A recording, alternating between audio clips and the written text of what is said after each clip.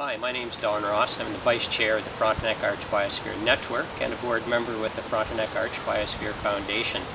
The Frontenac Arch is a land bridge that joins the Canadian Shield to the Adirondack Mountains, and it becomes especially interesting right here where it crosses the St. Lawrence River.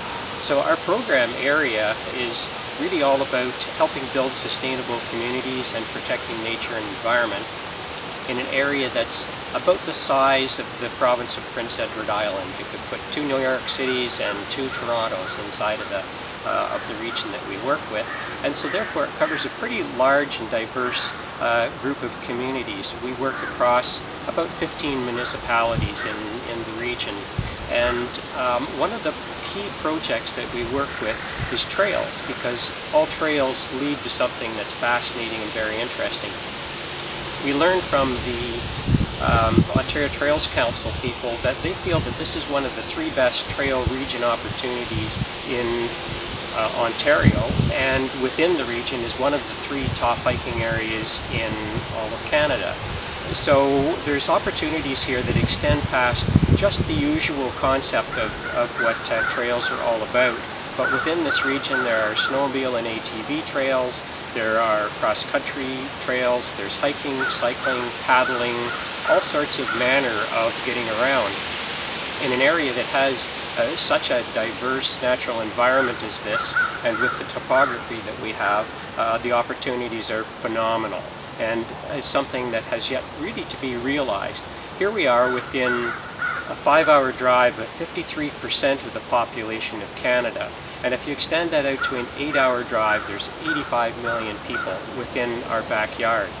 We're a rarity to have that kind of undeveloped landscape here, an incredible unrealized natural asset within such a huge population.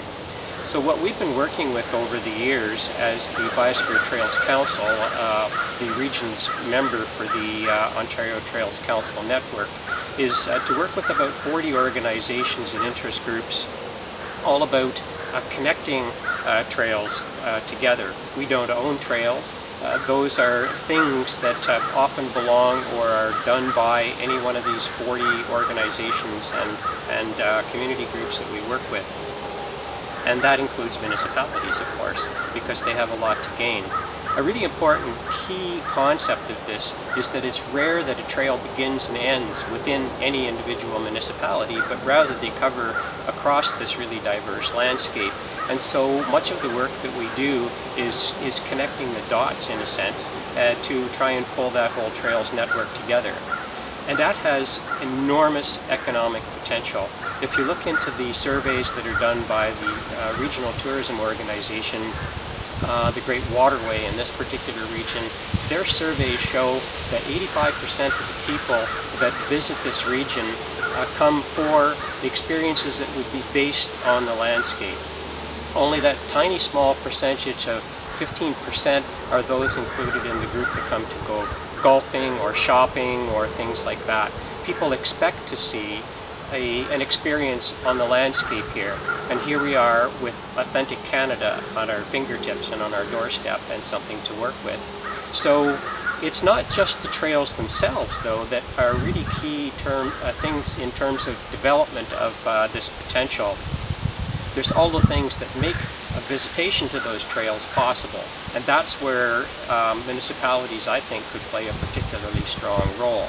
There's the infrastructure that's the backbone of any trails network. Where do I camp? Where's the washrooms? Can I park here? How do I get back from where I started? There's job opportunities within this in terms of infrastructure, and there's job opportunities within this in terms of brand new vocations for a lot of people. Guiding networks, taking examples of, like from the Bruce Trail with their home-to-home network with B&Bs, using Germany's classic model of bits and bike to have businesses understand how you deal with self-propelled travelers. There's money to be made in terms of trails across a lot of sectors, and we can't do this without municipal involvement and not ownership of the project or process, but participation and facilitation in these processes.